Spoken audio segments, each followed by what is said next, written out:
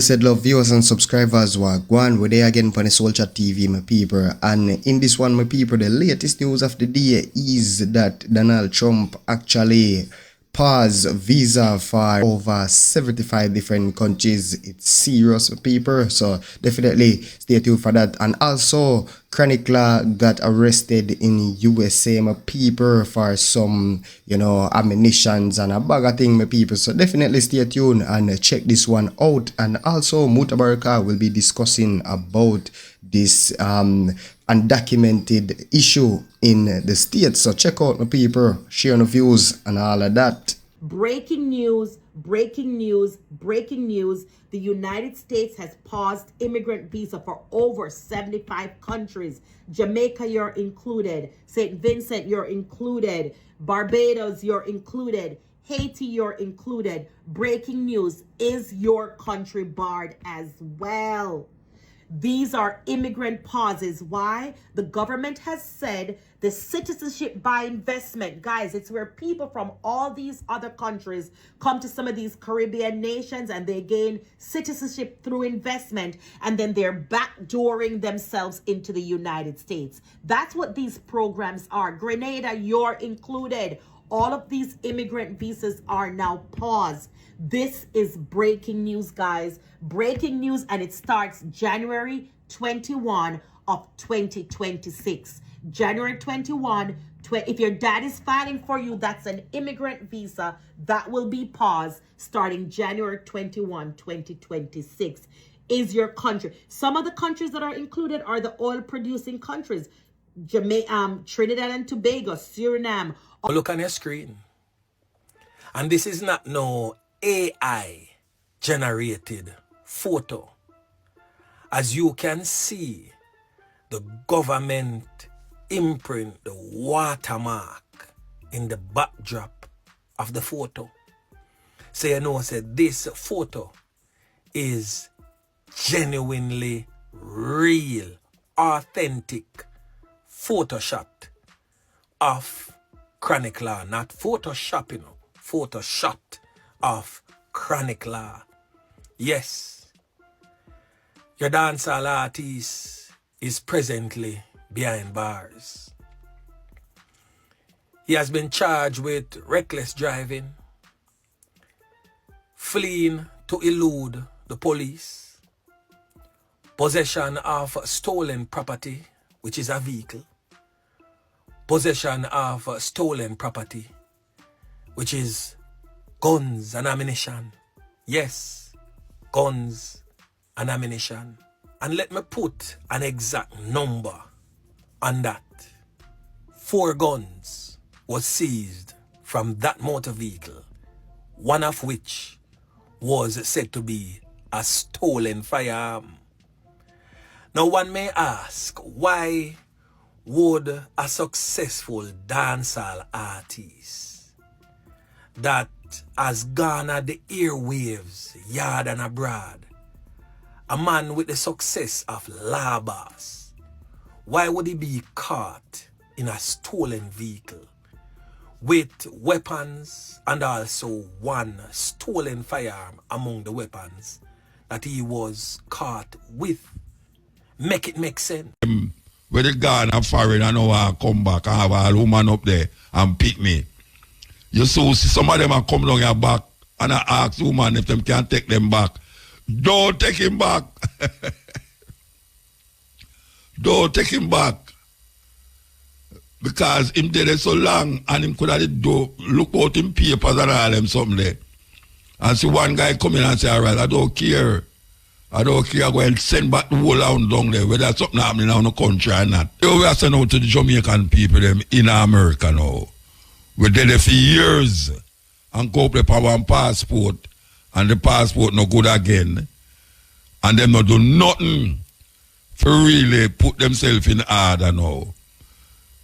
I hear a whole heap of them are head for Canada, Canadian border. But you are, because that's a serious thing. That's a serious thing. Look at brethren and sistren. It's not uncle the one them who them feel says criminal them a look for them are the deport, It's not uncle if you're not you're not legal, he might look on it, you know. You them look on now. Because the guy who put in charge of this thing, you know, you him say no. Him say, look here. Him can't to some constitutional thing with them at about, you know. You have a thing named I tell you, it really weird. You have about denaturalization. This is the stepping razor, the art of war. We're there with you.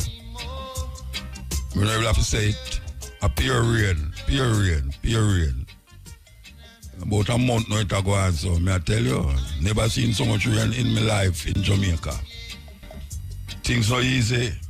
Hey, una follow where I go on with Donald Trump. Him still in the news, you know. I know him in the news. Most of the people them where him select for government are criminal, you know. Yes, either them a pedophile,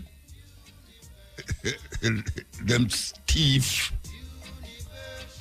One of them is including him too, so it's not an unusual thing because him is a criminal in himself, and him go likewise. Him pick most of the criminals in him representative in him house. But the biggest thing is this tariff thing.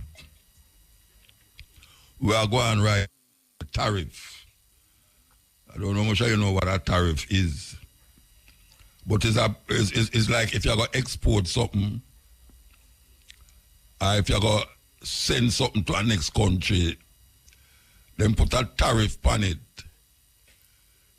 where you have to pay for coming out of the country. Well, Donald Trump has said, watch you know, he said, I call China 100% tariff.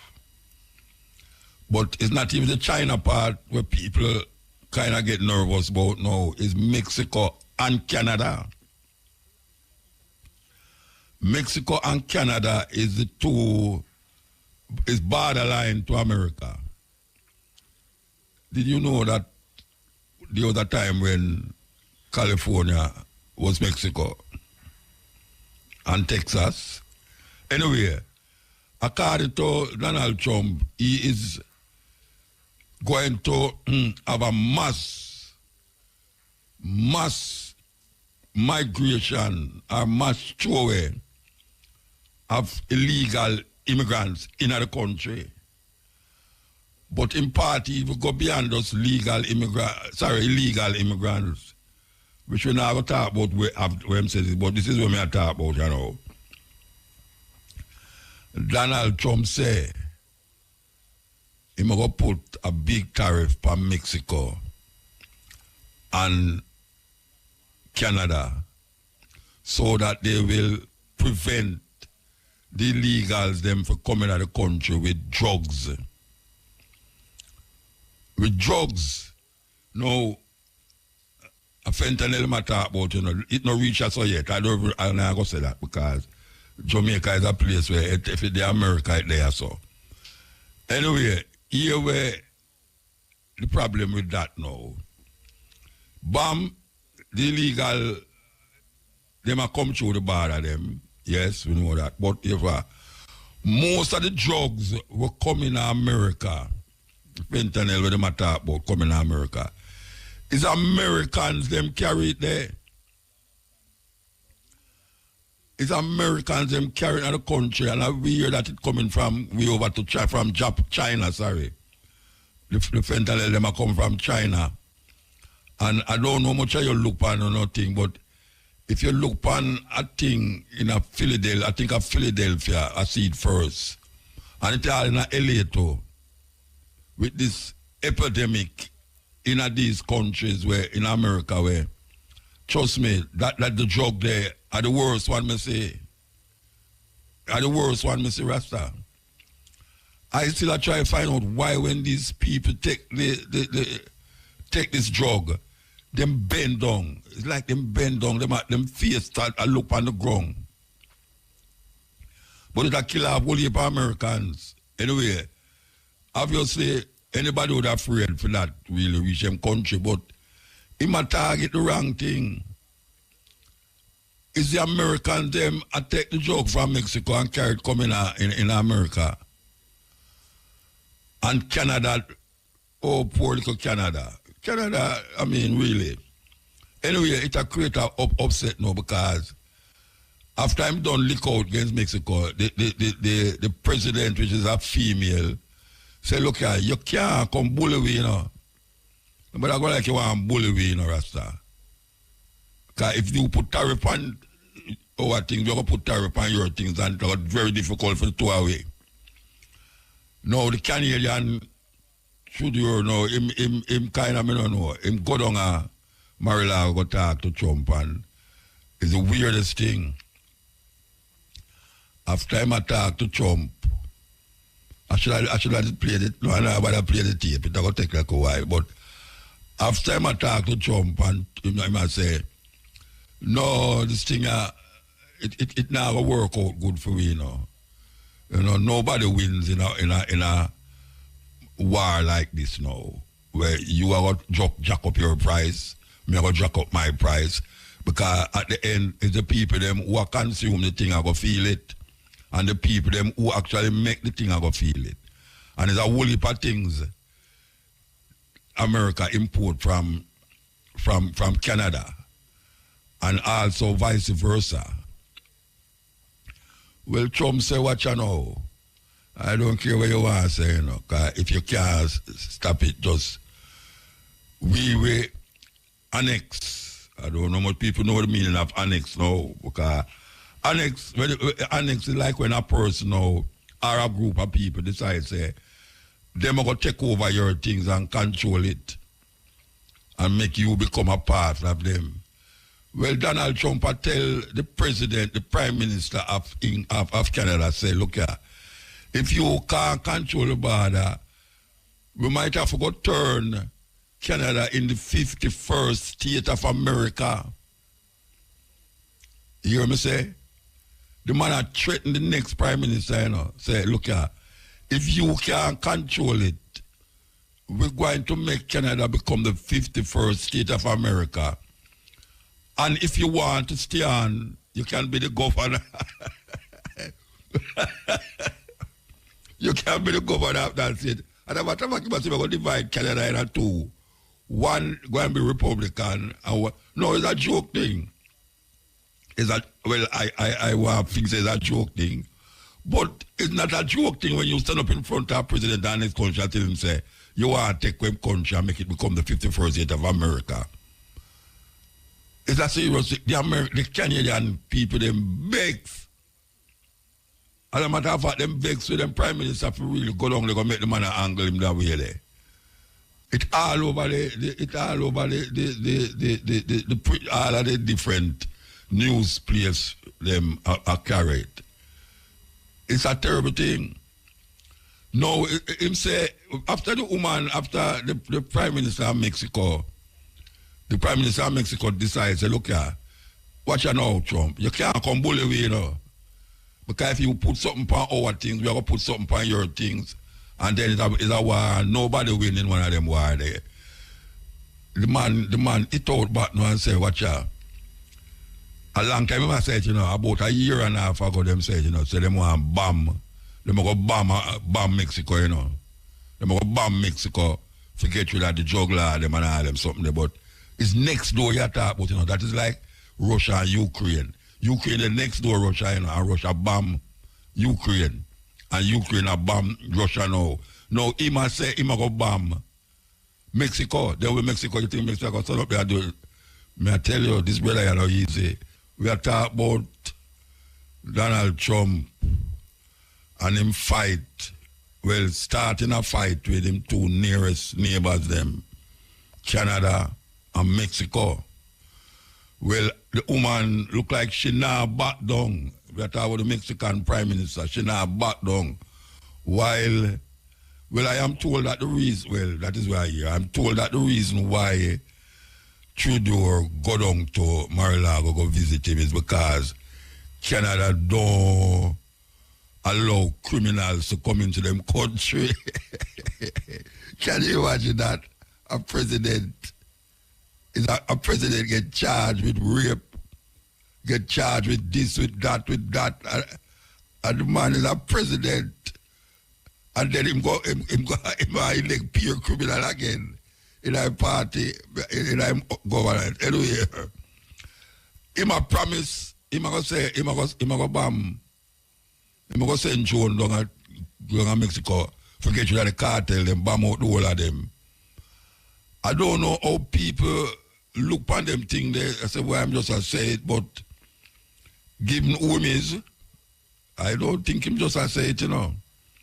Because right now him have all of the, him have NATO in this, because you know him say I'm going to draw out America out of NATO. Him have the Russian them, I try to figure out which part him there. If him there on Putin side or Kalinsky side. And all of them start to get nervous now about this tariff thing. So everybody are prepared now for the worst. They are prepared for the worst.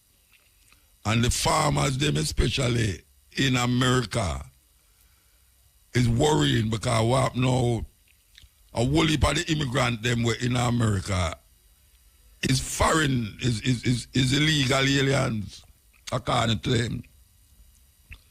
And if you move the workforce there, them white people, they now go do them job, they go pick strawberry and pick this and pick that. Them now go do that. You know, see it? So, right, so that all get leak. That all get leak. But apparently him no care. Him say, I'm going to lick China hard. China say, okay, what we are going to know, we part of brick. How much I want to hear about brick, but we talk about brick whole heap of time. A group of countries, like the B stand for Brazil, the R stand for Russia, the I is India, and the C is China, and then you have South Africa. And now you have a whole heap of ones that China and planet, just like you have NATO. You have NATO with a whole heap of them kind of country where you have no BRICS. Well, you know, BRICS is a different kettle of fish, you know, because China decides, say, all right, here we're going to do. We're going to stop export certain things in America, where America can't do without certain things from China. We're talking about like even on the car, them, the parts of the car and technology and all them something there. So it's a big problem. So BRICS now, I gather up all them, the member them and I say, look here, it's long time America I wring the neck of people when them a buy goods and then you have to have American dollar, which is just the problem about they know. You have to, if you go buy things are foreign, Jamaican dollar can't buy nothing foreign. You have to get American dollar and send it, go over there, go get your thing. That is how the thing gets so costly. Because you have to change American dollar, change Jamaican dollar to get American dollar, and it's buy it, so it costs you. Well, these nations, I say, look here, we have one of the largest percentage in terms of population of people who do business. So here we are going to shift from the US dollar and start do business in a gold or something else other than the US dollar. And them intention now is to weaken the US dollar. Because if all of them countries there don't want US dollar, and them will take the currency where them get, obviously American dollar will go down. And that is the intention of this BRICS. This BRICS organization as opposed to NATO organization. So right there, so now you have a little friction, big friction going on now. Russia is the head. Well, I know them the head still, but them is the one, the main one we enter here about BRICS or Russia here about. But Brazil is the one where I call the shots in terms of the US dollar them. Them I say, watch out. Brazil I say, watch out. We have a whole heap of things I export and I import. Every time we have to export them, we have to get US dollar. We have to take US dollar, we have to give them US dollar. No. So them want to make the US dollar be null and void in terms of world transaction as it deals with goods and services. And that is a big problem that not going to only affect the one them who is doing this thing, but it going to affect all Jamaica too. Yes, it going to affect Jamaica big time if these BRIC nation decide say them not take US dollar in a no trading with nothing. Them want other things. So we'll see what going to happen. So we'll talk about this thing where Donald Trump create havoc all over the world with him announcements them about where I'm going to do and where him not do. And people seem to attack like say, him just attack them things there. Well, if he's a Mexican now or a Canadian and you hear the man attack them way there, you know, take it as no joke because it's bread and butter we I work with. You know, see it for different countries where him can wheel big sip over everybody because America, the big bad United States of America. But you have people out there, you have governments out there where say, we're not about to little bad man gangsterism. And as we say, the lady from, I don't remember what she name, the Mexican Prime Minister, she's one of them who say, well, bring on the tariff thing where you talk about tat for tit for tat. And so it'll work. The Chinese them say, all right, things we're about to deal with. Boom. Them start already. And him not reaching at the house yet, you know. At the 20th of January, I'm supposed to go in there. And him start create all these problems. For the world, not for America, or we, for the world. So you have to know to the Jamaican people them in America now. We're there for years and go up for one passport and the passport no good again. And them not do nothing for really put themselves in order now. I hear a whole heap of them are head for Canada, Canadian border. But you are, because that's a serious thing. That's a serious thing. Look at, brethren and sistren, it's not only the one them who them feel says criminal, them are look for, them are take the deport, you know. It's not only, if you're not legal, you might look on it, you know. You them are look on now, because the guy who put in charge of this thing, you know, you him say no, him say, look here. Him can't some constitutional thing with them at about, you know. You have a thing named I tell you, it really weird. You have about denaturalization, naturalization, where you are an American by naturalized American. Well, you must say no. He must say, he have a thing named denaturalization, means say, he must look into that now and decide, say, all of that too, all them people there who claim, say, them have this and have that, he must send them home too. So, I don't know, Jamaica, you better prepare for all on a long time, man them, where they gone and foreign and now come back and have a woman up there and pick me. You see some of them are come down your back and I ask the woman if them can take them back. Don't take him back.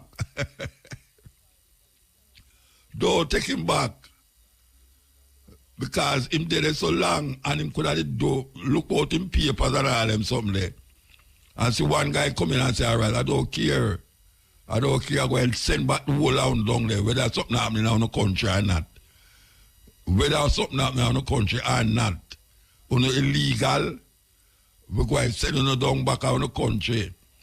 Me know say Jamaican have the biggest population of Caribbean national in America. Me not ask nobody that. Jamaica have the biggest nationals, Caribbean national in America. New York, Florida, Philadelphia, California, And then you have the little in-between places them. One of the day they so long, and you never do nothing for setting yourself straight. More than I run up and down like so now wasp. And now see it, you know, you have to tweet to figure out what you're going to do.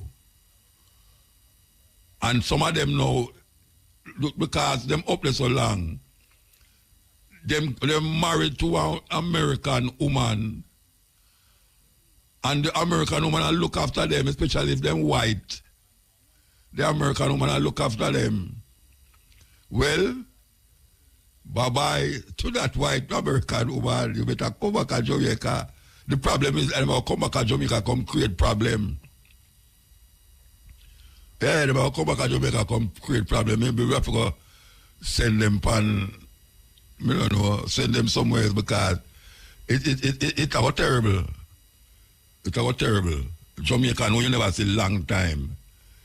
You just see them here, so come forward. I have a whole heap of bridging like that. They are far enough.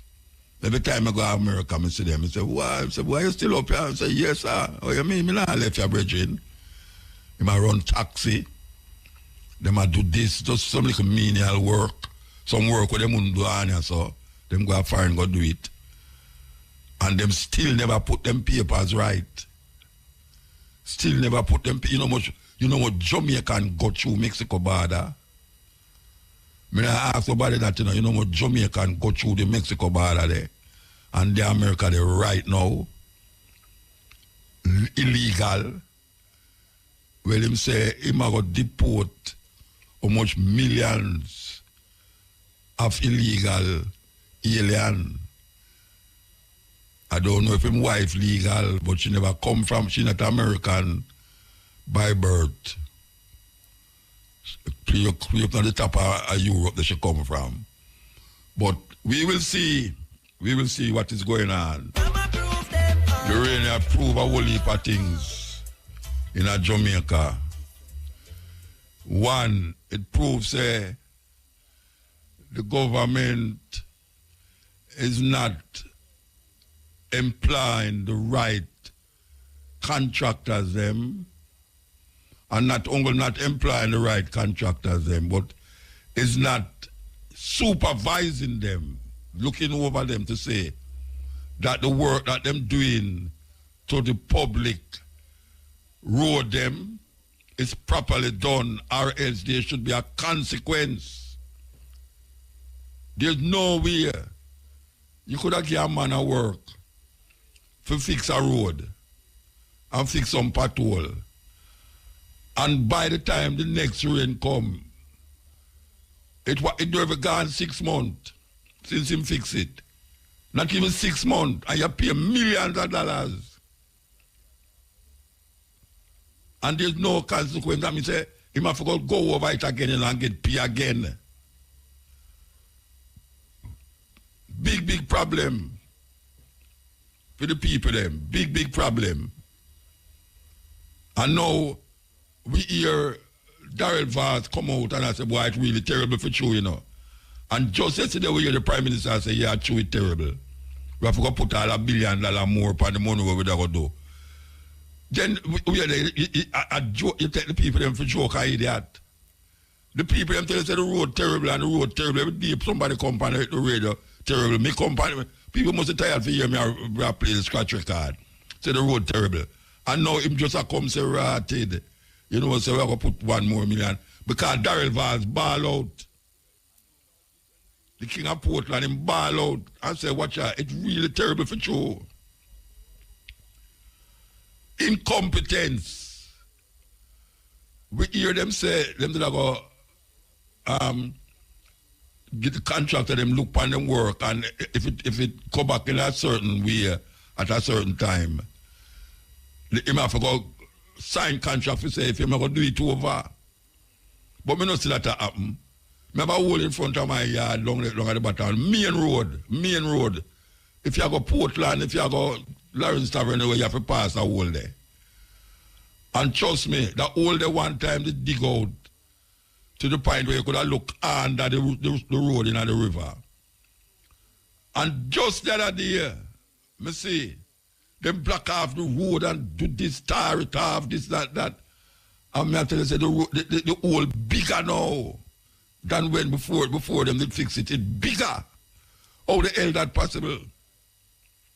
And me can show them why it happened to, you know. It's a simple thing, you know. The water run from round and the bamboo area, so if you go down in the river, and some man block up the top of the road because them want to drive around the sun. And through them want to drive around the sun, when the rain come, it come right down and make a little gully right in the middle of the road.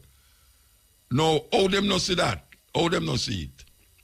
Them pay a contractor $millions for do it. Hello, on fire. Say, dog, I eat dog. I want to tell you, say, the dog, them a live better, much better than the human being them. Much better.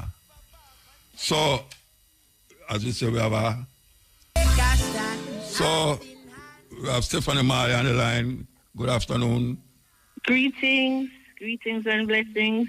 Well, long time I don't see somebody like you at all. Where you live? Where you come? Where you there? No, man, I saw you when earlier this year it was at Tony Rebel album launch, and I bought one of your books and they signed it for me. Okay. So not too long ago, yes. All right, Mama, give thanks.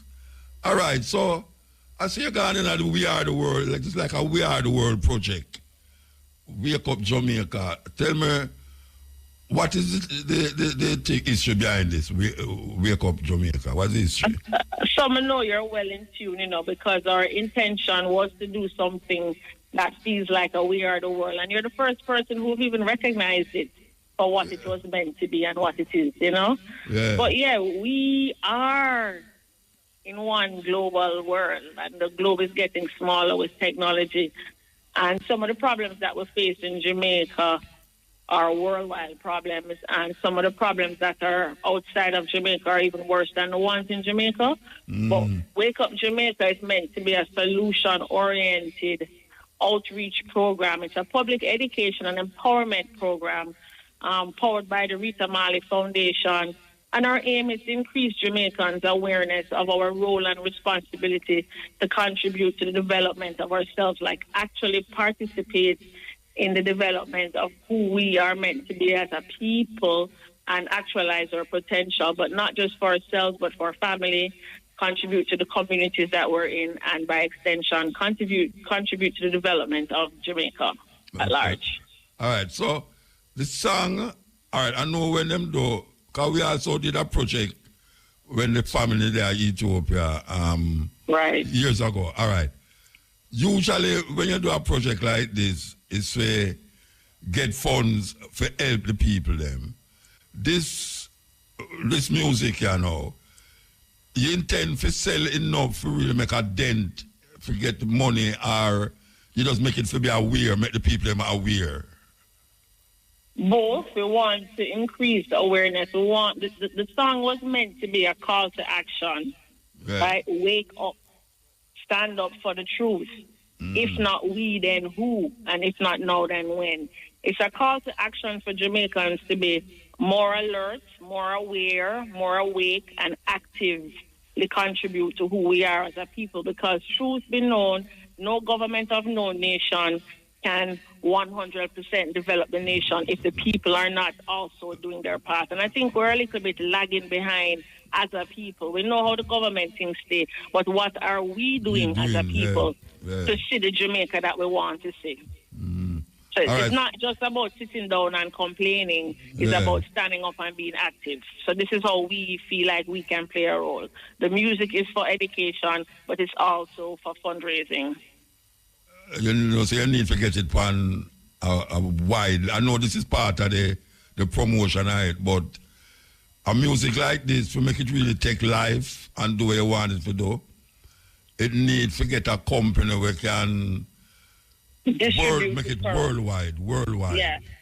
So you have a company. I mean, I know it's a Rita Marley Foundation, but I don't know if Rita Marley Foundation is a music promoter Not at all. Not at all. So we've been up to today. We had a meeting with Tough Gong International, and Ziggy operates Tough Gong worldwide. And what they're doing for us is they're making sure that the song is available on all platforms worldwide, Spotify, Apple Music, and the likes of them.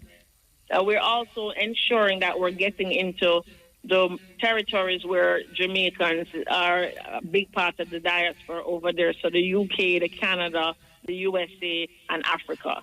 So we're definitely trying to get the music as far-reaching as possible, particularly where we have a large amount of Jamaicans. We feel like, you know, the influence that we as a people have on the rest of the world speaks to our pledge when we say play our part in the advancement of the human race. I might be naive, or I might be, I don't know, high on believing in myself, but I feel like as a people, we're different. As a people, we're powerful, and we know how to make a mark. So I'm here to wake up. We want to wake up the spirit of our heroes that we know is deep inside of us, and it's been dormant, you know. A lot of us are numb, muta, because we don't want to feel how we really feel. We can't afford to really experience our trauma and our grief and our hopelessness, because it will, you know, nullify us. But if we wake up out of that and learn how to manage the way we feel, then we can truly realize who we are as a people. And I feel like we are a bit docile right now. Definitely docile. All right, so I'm going to ask you something now. How you put together a song like this with all them artists? Well, you can tell some of the artists them, if I know it's not no big artists on it, so obviously you go for a young new voice to push strategically. Yeah. So what we did is we hosted a writing camp in March. I linked up Mikey Bennett and Stephen Golden. And I pitched it to them that you know, even though I'm from a musical family, I'm a psychologist. Music is not what I do every day. I needed some experienced people. I called on an entertainment lawyer, and I told her I needed her in the room because I'm bringing together some young, and these are all university students, I'm bringing in some young creatives who have music in them like a fire, and they need a platform. So we did this through a writing camp that turned into, we're recording this next week. So the youngsters, them actually write this song on the guidance of Mikey and Stephen Golden. And after writing the song, we did it at Tough Gong. We did the camp at Tough Gong, and we were able to access the studio the very next week and put the song into production. The beat, though, was actually produced by Halrick Thompson, who is a young 22-year-old producer, still in university. Yeah. And this is an opportunity to give the youth them a platform to write the song and empower them, because when we have an agreement with them 50-50. 50% goes towards the outreach program to the foundation, and 50% goes to the writers. All right. Is there a way, in a 1 minute, you can call somebody, big up somebody, the one them on it now, if you remember them name? Of course I remember them name. Jamila Fallout. And she's not new to the scene. So Jamila been making music for quite some time now. So if you don't know Jamila Fallon, check her out. Marja Bless, you're supposed to know Marja Bless. Him and them twins, doing them thing. And then we have a special group of university students called the Music Manifestors. They're a collective of university students from Alpha Institute, from UTech, and from UE, who are full of creative genius, and they're not even just singers, but they're also musicians. Great talents on this track. And as I said, it's good music to listen to, but more so, it's a call to action. All right. Well, give thanks, sister. You know, Bless you. Continue the work. Give thanks. Yeah, man. Yeah, man. You too. Much love and respect. Keep safe. We see the war in Palestine has taken hold of the whole world. Now we hear that the court, International Criminal Court, have Netanyahu up on the wanted list. Any country where him step in will join the International Court criminal code, he can be arrested. You know, you have a couple of them, including America. Now I go arrest him still because them is in league with him. Anyway, we have a line here, Robert Dabdoob, a businessman, and you know, say he must have to have something to say about what is happening in Palestine. Good afternoon. Good afternoon, Muta. Thanks for the invitation. And let me just first of all recognize you for the work you've been doing all these years. Just as an entertainer, but more importantly, consciousness of history, which is sadly lacking today. Yeah, give thanks. All right, so the name Dabdoob, as we hear the name Dabdoob, I mean, not most people don't know how the name Dabdoob come, but you hear the Dabdoob name left flirt all over the place. Like how you hear the name Issa or Matalan. Which one the Dabdoob you is? Tell me. Well, it's not a big family. It's just, you know, my father and his brother came here. My father came here in the 30s. And then his brother came in the 40s. So it's just those two families, you know. And one had 6 children. Well, each of them had 6 children, you know. So it looked like that was a tradition. Although I'm a big failure in that sense, I only had 1 child. You're a big failure? Yes, I only had 1. But, you know, my excuses are going for quality, not quantity. Yeah. All right, so where they came from? 6. I would not mind 6, but, you know, that's life. You're happy with what you get. Yeah. Where they came from? Actually, my dad came from Bethlehem. He was, we're Christians. He was born in Bethlehem. And the family house was right in front of the Church of the Nativity where Christ was born. Yes. So, and my mom's family, my mom was born in the Dominican Republic, but her father and mother was also from Bethlehem, Palestine. So, that's why I'm so familiar with the history there, you know. All right. Me could start from a little beginning part now. This war between the Israelis and the Palestinians, well, them says Gaza is a Hamas them a fight against. But we say more people are dead who's Palestinian than Hamas. So I wonder what is happening. All right. What is it that's, I'm not going to say started, but the origin of this Palestine, Jewish Palestine, Jewish Palestine, why is it here so pronounced? Why is it so much people now have to recognize what is taking place? Well, I think there's a couple of things. One is the extent of this genocide. It's shaken the world and brought attention to it. And as Mia Matthew says, it's the first televised and social media covered genocide in the world. First we hear genocide. About these things, but we never see it.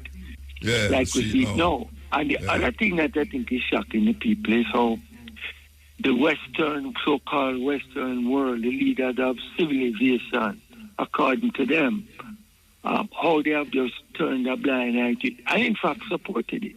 Yes, of course. You know, with crying for peace, but sending arms and all bombs, that. You asked me about the history of it. In the 80s, a man called Herzl came up with the concept of having a home for Jews. And he was European. Now, in Palestine itself, which was under the Turks, and then under the British after the war, there were Jews, Muslims, and Christians like ourselves. Yeah. The majority were Muslims, then Christians, and a small percentage, maybe 3 or 4%, were Jews. Those people got along well, contrary to all the lies and things you hear about centuries of conflict. Nothing goes so. They got along very well. And as a Christian, I can tell you, I have great respect for the Muslims. That, of course, you have in any race or in any religion, you could have nuts. But they're not following the religious teachings, you know. So the funny thing now is that they push this Zionist, that's what they call the Zionist group. And people have to differentiate between Zionism and Judaism. Although the people were Jews who started Zionism, a home for Jews, a lot of them didn't go to synagogue and didn't partake in the Jewish religion. And that is the whole trick of the thing. Yet they claim that the land was given to them 3,000 years ago by God, as it said, according to them in the Bible. Now, I find that very strange. If you don't believe in the religion, or you can quote the Bible, but you know the old saying, even the devil quotes scriptures. And they have sold this concept that God gave them the land. And you always hear that they are God's chosen people. Now, I know a lot of Jews. The majority of Jews I know don't agree with this genocide. Absolutely don't. And reject Zionism. But they, like most people, are afraid to speak out. But don't a whole heap of them who call themselves Jews now? Don't is Russia them come from? And Germany? Well, I was coming to that. And that's why I told you the Jews in the state, in original Jews in Palestine, there was no problem with those people, and they are called Semitic. Yeah. The Jews in Europe who formed this idea, basically it's a colony they were going to form. Colonization. Yeah. That's the whole concept again, that they're going to take the land. You're going to hear that there was nothing there, it was desert. Rubbish. I have photos, I have, the films of how developed it was in those days. So there it is, the irony of it. First of all, if you believe in God, how can you believe in God, a God that says there are chosen people and he gives them that land? So what happened to the rest of the people in the world? We are not chosen. We are leftovers. We are but you follow what I'm saying? Yeah, Mr. Dabdo, the Bible actually said that, that God said them are the chosen people. Yes. Well, I don't believe in that. I'm sorry, I don't believe in that. Well, I don't believe in that, but I'm telling you, that is their interpretation of it, you see, because I can't believe that God supports apartheid. If I believe that God wants people are chosen over another, then he's an apartheid God. And that I cannot accept. So, we move on from there. So then these groups started to fund, influence, actually went to Hitler first, believe it or not, to give them land, and they would support him in the war. And Hitler offered them, I think it was Uganda and Madagascar, yes. Madagascar and Uganda at one stage. But they wanted Palestine. And he said it was too complicated to give them Palestine. So they went, and in 1918, well, this was after, but in 1918, before that, they had signed the Balfour, that gotten England to sign the Balfour Declaration, which allowed for Jews to go and live there in Palestine, which the British, and British history of colonization, they destroy everywhere or rob everywhere they live. They controlled, and promised them that they could live there. So the Jews sent gangs in, and there were some very famous gangs, the Ergon gang, a number of them that started to terrorize the people. And in fact, Begin, who was Prime Minister of later on of Israel was wanted for terrorism, for blowing up the King David Hotel with his gang. So that's the irony of it. And they killed some British soldiers, but it seems that the connection of these people, because they have money, they can get away with it, or the people who back them, they can get away with anything. But Begin, the other one, there were about 3 prime ministers who later became prime ministers who were on the terrorist list of the British. I jokingly told a Zionist person I was talking to one time, it seemed that when he was accusing the Palestinians of terrorism, I said, but it seemed that the qualification to be a prime minister of Israel in the early days was to be a terrorist. Because so many of your prime ministers were on the wanted list.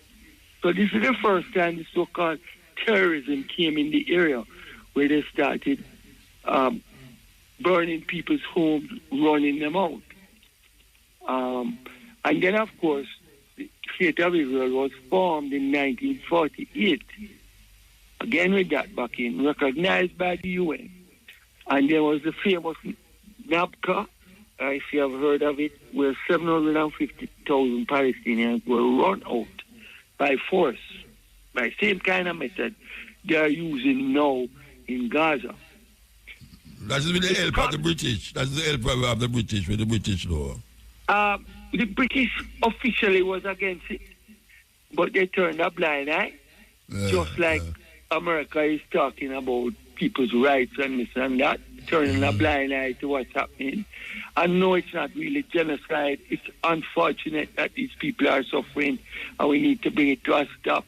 But they said it, the arms, the bombs, and even more disgusted, they are spying with their drones, the drones that go over Lebanon and Gaza, and spy to give Israel the information on bombing.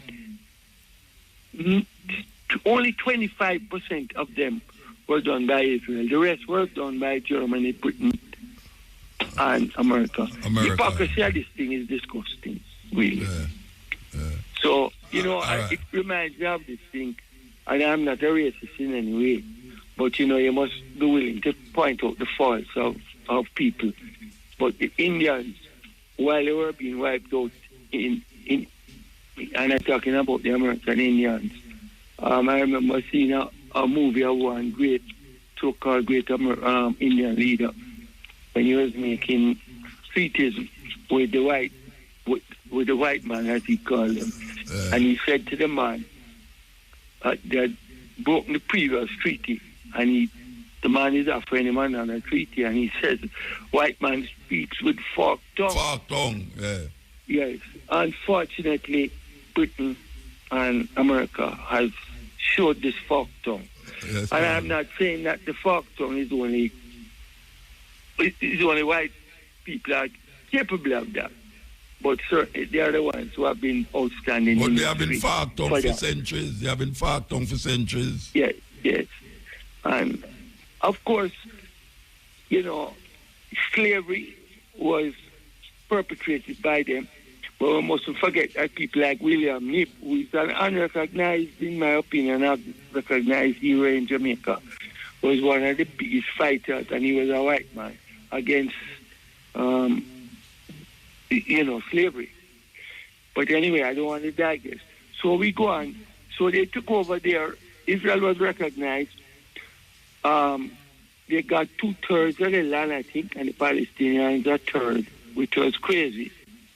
But they weren't satisfied. And in 1967, they claimed they were being threatened, and they went and took over Jerusalem and parts of the West Bank. Now, the story behind this, the real story behind this, is that the Zionists claimed that Israel, and what they now call Greater Israel, is from the Nile to the Euphrates, according to the Bible and them. The Nile is at the border of Egypt, where Gaza is. The Euphrates goes to Iraq. Now, there's been 100 years of this fighting to take over Palestine by these Zionists. And Netanyahu's party. You have called the UN anti-Semitic. You have called Amnesty International anti-Semitic. You have International Criminal Red Court. Cross, everything, all these so-called respected things. They call the ICC anti-Semitic. Yeah. And they call the ICG anti-Semitic. It reminds me of a joke I heard when a woman went to see her son march at a parade on graduation. And when the troops turned right, all the other 500 troops turned right, her son turned left. And she turned around to her friends and said, look, my son is the only one who turned the right way. So Israel has an exception with everything. Israel is one of the few countries in the world that does not have banking regulation, banking control. They are not part, they don't have to declare their nuclear arms. They're not part of the ICC. They didn't join it. They are always accepted. Now, what is the reason for this?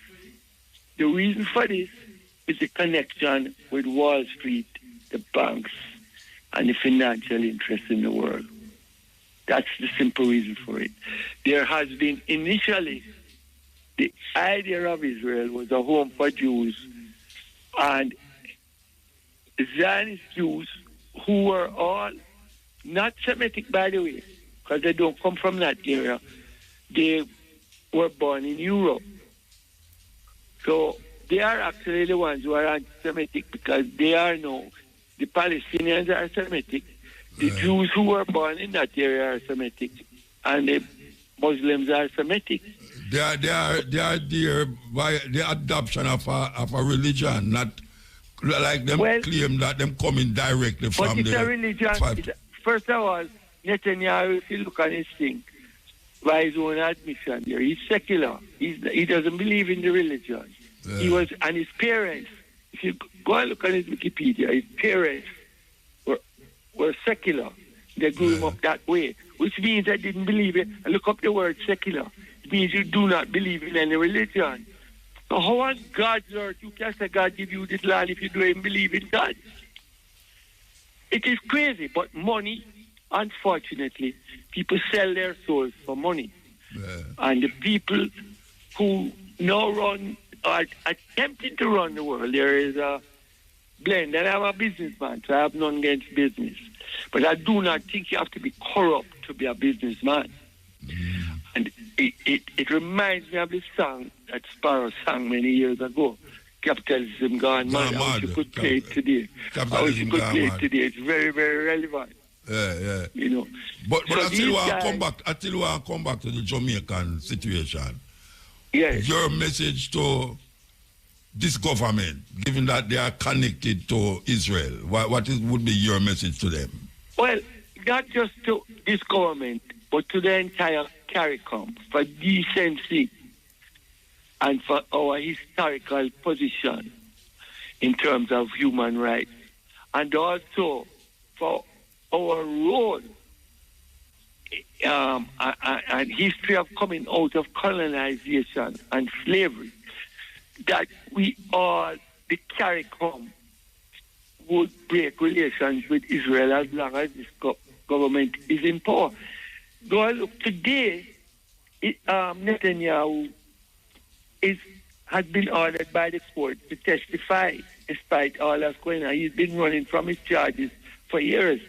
He's charged with fraud, corruption, and with accepting bribes. Yes, corruption from last time, yeah. From several charges, and he's been indicted. And it's one of the reasons they say that he's pushing these wars, because as long as he can put... I have a man like this, a finger away from pushing a nuclear button. So, I don't know. I think... but the power behind this is not Netanyahu. He's a front for them. Just like Biden is a front for the people who gives the instructions. You can see that. Biden is a lost soul, an old man who didn't know him sometimes as a day.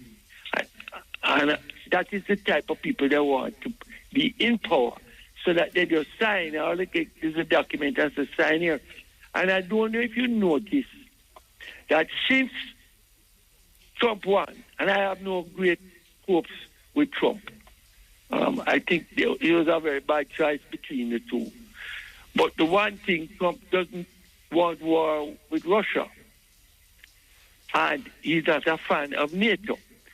But I don't know if you noticed that since he won the election, how the Biden administration has been pushing and escalating the situation with Ukraine and Russia by giving Ukrainians the stronger weapons which they used and drop on things. And I think they're trying to make it get worse so that Trump will not be able to put an end to it. And the objective there is to remove Putin from power so that they can control Russia's resources. And when you control Russia's resources, you can use that and Iran's resources, which is the oil. That is the biggest weapon in the world, but also the biggest money making. That you can use those to fight China, who they consider a threat. And I don't know why China is a threat, because all China is doing is producing things and selling it to the world. A lot of the goods I buy come from the U.S., but it was originally from China. Yeah, so they're making money on it. And they make probably more money than the Chinese make manufacturing it. Well, I'm going to lose some now with Trump and him tariff thing.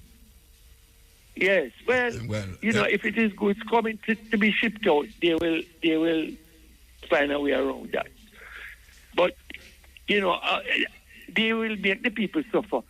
But you see, we are all victims, and we don't realize. I remember years ago a man saying to me, we're all Palestinians in the world. And I never figured it out. I couldn't understand it.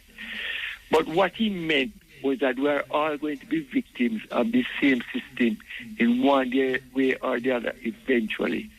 Because if they have what you want, they come for it. But African people have gone through that long before Palestine. The African people have gone through that for years, but centuries. I think in the modern day thing he's talking, you understand? And of course that was what before, but we thought we had gotten rid of colonization. No, but it is back here now. Neocolonialism still exists. Yeah. All right, so look, we have to move. We have to go move. Thank you for your time.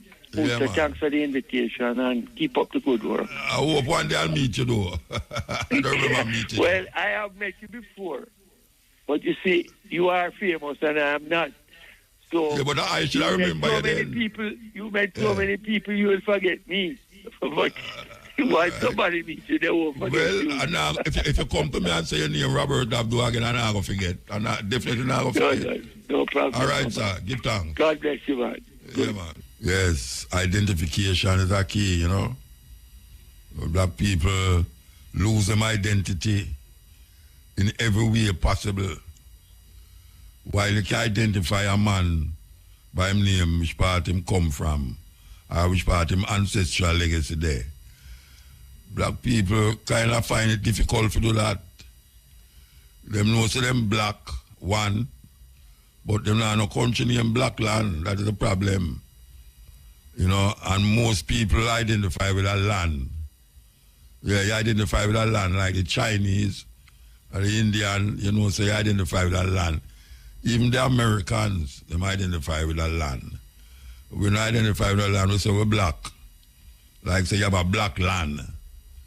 Some people afraid to say them are African. Because them say them not come from Africa. You don't have to come from Africa to be African. A cow born in a pig pen is still a cow. So we have to recognize that. So we start out with the female names. Yeah, we start out with the female names. Where were they? Okay. Ifuro. Daughters of heaven. Daughters of heaven. Aminata.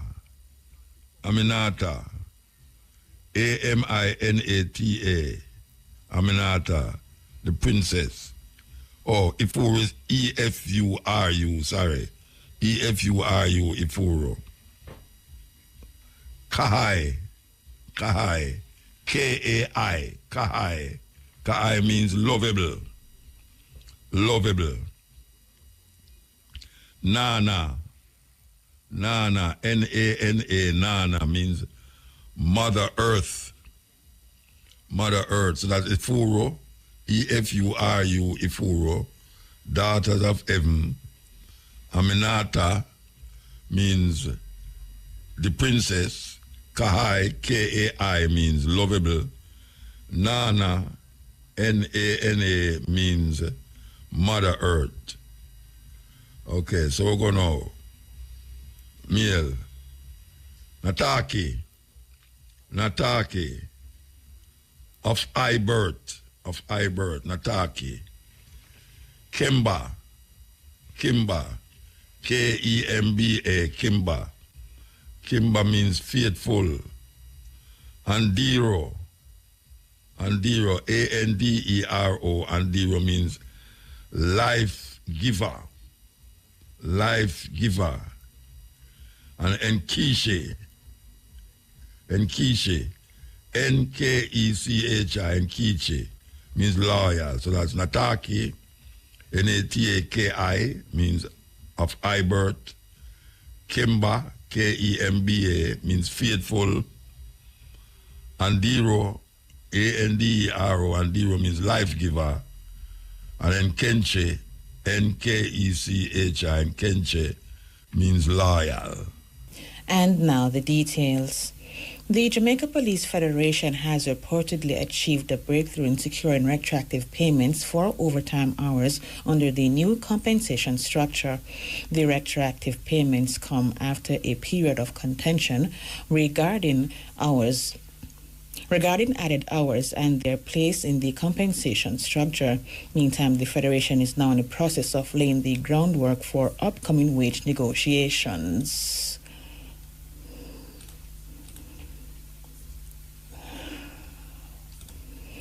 More in this report from Danique Weston.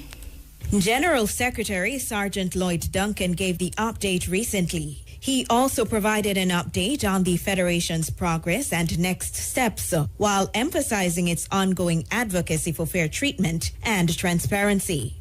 Duncan confirmed that members can expect retroactive payments for added hours to be included in their December salaries. The assurance follows discussions last Friday with new Minister of Finance Favour Williams.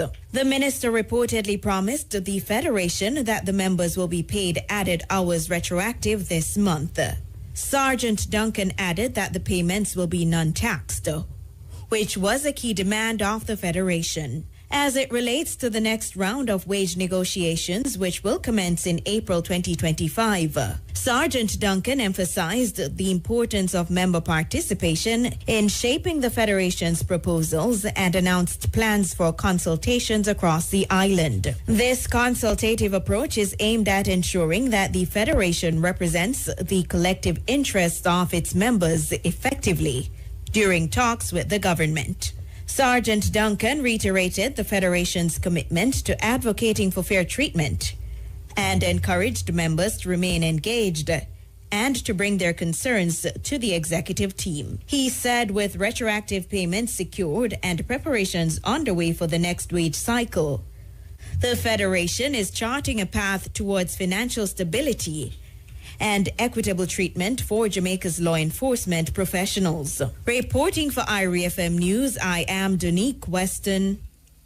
The Union of Clerical, Administrative and Supervisory Employees UCASE is demanding the immediate payment of retroactive salaries and the new salary rate to dental surgeons in the public sector. The union says this is based on the terms outlined in the MOU signed on October 8th this year. UCASE says the matter should be treated with the highest priority and that it expects the necessary steps to be taken to resolve the matter promptly. UK's President Vincent Morrison wrote to Finance Minister Favour Williams expressing profound disappointment about the non-payment of the anticipated salary adjustments as agreed under the MOU. He explains that the new salary rates for the over 100 dental surgeons were expected to be implemented and paid last month. Mr. Morrison states that the membership is growing restive and the issue must be addressed urgently in order to avoid further dissatisfaction and erosion of morale. Very disappointed that having signed off both the implementation of the new rates and the retroactive payment, that the doctors have to be getting upset and angry that we can't hear a word from the authorities, the Finance Ministry and also the Ministry of Health. The regional health authorities, they will tell you that they're ready and willing to pay, but they have to get approval from both the Ministry of Finance and the Ministry of Health. The Ministry of Health will tell you that they're ready to pay, but they have to get approval from the Ministry of Finance. So we are disappointed because this is not just a matter that has jumped up just recently. You're talking about the compensation arrangements. It starts from April 1st, 2022. So I'm hoping that during the course of today, tomorrow, we need to hear from the Minister of Finance. UK's President Vincent Morrison. Up to news time, the country's public doctors were still awaiting a response from the Finance Ministry regarding the unresolved issue of overtime money owed. Earlier today, reports emerged that there could be disruptions in the public health sector in the coming days. This as 2,500 of the nation's medical doctors are reportedly restive. The Jamaica Medical Doctors Association, JMDA, said meetings were held yesterday with the Finance and Health Ministries, but there was no meaningful progress. In a letter addressed to Finance Minister Favour Williams, dated today, December 5, 2024, the JMDA pointed out that members are upset and the persistent delays can no longer be accepted. JMDA President Dr. Rennie Badro said a comprehensive and transparent resolution is expected within 24 hours. That ultimatum expires at midnight. Dr. Badro said if the authorities fail to act, the JMDA cannot guarantee normality in the health sector. So our members are very restive and our members are very annoyed. They're deeply frustrated. And we gave the ministry, we had a meeting yesterday, and we gave the ministry a deadline. We need to resolve these issues within 24 hours. Because after 24 hours, we cannot guarantee anything after this whole situation, anything with regards to normalcy. Because our doctors are disgruntled, they're demoralized, and they're frustrated. And the flagrant disregard that the Ministry of Health and the Ministry of Wellness and the regional health authorities, the flagrant disregard they have given unto our doctors. They're tired of it now. They're absolutely tired of it. And we're not sure what's going to happen for the upcoming days. JMDA President Dr. Rennie Badro. Opposition leader Mark Golding says a mechanism needs to be implemented to ensure that all tourism workers earn a fair wage for their services. The statement follows the release of the findings of a recent salary survey, which reportedly found that the sector is offering competitive remuneration. It also found that there are opportunities for improvement in salaries at some properties. The survey was done by a working committee established by the Jamaica Hotel and Tours Association, JHTA, last month to investigate the root causes of issues that led to unrest in the tourism sector.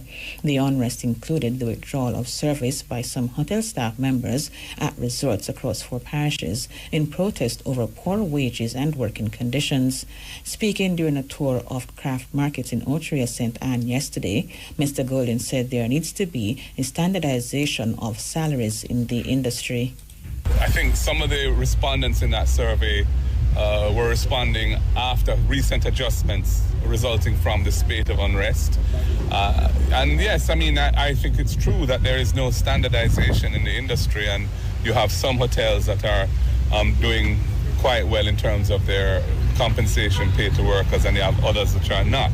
And the question earlier is, well, you know, what mechanism is going to be put in place to ensure that the playing field is really leveled and that all of our tourism workers are earning a reasonable amount from their service to the industry. Opposition leader Mark Golden. This position was supported by PNP candidate for Northeast St. Anne, Dr. Ryan Simpson, who stressed that even with recent increases, hotel workers are still earning too little. These workers are making an average of 320 Jamaican dollars per hour, which is about a little over $2 US.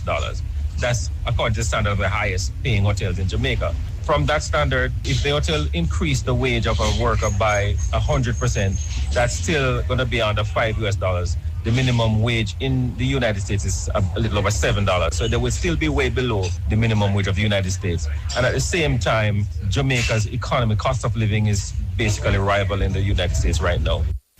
PNP candidate for Northeast St. Anne, Dr. Ryan Simpson. 4 contracts for the government's shared prosperity through accelerated improvement to our road network SPARK program were signed today. The contracts were signed between government and China Harbour Engineering Company (CHEC). The National Works Agency (NWA) will be responsible for the management and implementation of all works.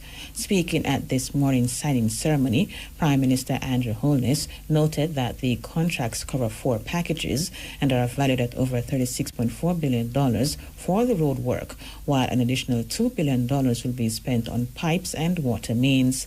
Mr. Holness said work is expected to begin this month, with construction scheduled to be completed within 2 years and an additional year for defects liability, during which the contractor would carry out repairs to defects. I had commented that it would start within this year. If it could start tomorrow, I'd be the happiest person. I am told that there is a date in mind, but I'm not going to say what that date is. When we are certain, and that can only be when the backhoe is on the site, then we will say we have begun. But the marching order is that the work must begin this month. The project will be divided into 2 distinct phases for community and main roads. The 4 packages are as follows. Package 1, Kingston, St. Andrew and St. Thomas. Package 2, St. Catherine and Clarendon. Package 3, Manchester, St. Elizabeth, Westmoreland and Hanover. And Package 4, St. James, Trelawney, St. Anne, St. Mary and Portland. I have previously explained that the project will be divided into 2 distinct phases. There is a local component, meaning a focus on community roads, and the other component being a focus on main roads. Today's contract signing ceremony also saw the launch of the new website, sparkjamaica.gov.jm, which will provide the public with information about the program. I'm very happy to see that the commitment for the website is up. Now, to be clear, the website is there for public information, but there is a phase 2 to it, which we intend to incorporate the public as our eyes and ears, because there is a growing public participation through social media where you see so many things being posted, and you do have to monitor social media because you pick up, many issues that they do not necessarily reach the sources of authority to address them. So we do try to survey social media to see what the problems are and so that we can address them. But there might be a more effective way, which is to offer on the website a platform through which concerned citizens can directly raise their concerns, directly point out shortcomings, call out underperformance to us so that we are able to respond. So this is a way of engaging the public to hold the government, but also the contractors and their subcontractors to account. Prime Minister Andrew Holness. Meanwhile, the National Water Commission, NWC, will be collaborating with the National Works Agency, NWA, to ensure seamless repair work under the government SPARK program. This morning, government signed contracts with China Harbour Engineering Company (CHEC) for the program, which is expected to begin later this month. The contracts cover 4 packages and are valued at over $36.4 billion for the roadwork, while an additional $2 billion will be spent on pipes and water mains. Speaking at the signing ceremony, Water Minister Matthew Samuda said effort will be made to ensure that work done on the roads through the SPARK program will not be impacted by leaking pipes or pipeline works. The NWC is a party to this project and a party to the contract because $5 billion Jamaican dollars will be invested in replacing leaking pipes. What we wouldn't want to do through the Spark program is repair and create freshly paved roads and have line breaks immediately after. So where we've identified that there are huge leaks or leaks that would likely disrupt the roads that are to be done, the government will be investing $5 billion Jamaican dollars to replace those leaking pipes on the roads identified for the Spark program. So we're looking forward to it. Spark is good for roads, it's good for water. Water Minister Matthew Samuda. Proceedings at the St. Catherine and Corporate Area Parish Courts were disrupted today due to bomb threats, which prompted emergency evacuations and the rescheduling of several court matters. The criminal divisions of both courts were impacted. More in the support from Clement Reed. The Court Administration Division, CAD, says at approximately 10 a.m., staff and visitors were advised to vacate both court buildings as a precaution while security assessments were conducted. Following a thorough inspection, law enforcement cleared the Corporate Area Parish Court for re-entry shortly after 1 p.m., allowing staff to return. However, the St. Catherine Parish Court remained closed for the day and staff were sent home. Matters scheduled for today at the Corporate Area Parish Court's Criminal Division will now be heard tomorrow. Meanwhile, civil matters at the St. Catherine Parish Court, originally set for today, will take place on Friday, December 13 at 10 a.m. The CAD says individuals with criminal matters and their attorneys will be contacted directly with new court dates. Additionally, the night court session in Portmore, originally scheduled for tonight, has been suspended and will resume next Thursday, December 12 at 5 p.m. The CAD notes that operations at outstation courts were unaffected and continued as scheduled. Reporting for IRFM News, I'm Clement Reed. 3 people were shot, 2 of them fatally during an incident on Barbican Road in St. Andrew this afternoon. One of the deceased has been identified as Macri Ashley of Barbican in St. Andrew. The second victim, a male, has not yet been identified. According to police reports, the incident occurred shortly after midday. 2 men aboard a motorcycle approached a shop in an area of Barbican Road known as Andrew's Pen. One of the men entered the establishment, ordered an item, and after receiving it, drew a firearm and opened fire, hitting 3 individuals inside the shop. Ashley and the unidentified man were pronounced dead at hospital, while the third victim is being treated. Commanding officer for the St. Andrew North Police, Randy Sweeney, has assured the public that there will be a strong police presence in the area in the coming days. The Jamaica Constabulary Force has welcomed 139 newly minted constables into its ranks. The officers of Batch 156 were officially presented today during a passing out parade at the National Police College of Jamaica in St. Catherine. Acknowledging the demanding nature of police work, Director of the College Assistant Commissioner of Police, Merrick Watson, urged the new officers to prioritize self-care as they embark on their careers. Never forget the importance of self-care. Policing is a demanding profession, both mentally and emotionally. Take care of your physical and mental well-being. Seek help when needed and encourage your fellow officers to do the same. You are now part of the law enforcement family and we all support each other. Director of the National Police College, ACP Merrick Watson. He also encouraged the officers to uphold ethics and integrity as guiding principles, emphasizing the importance of embodying what it means to be a force for good.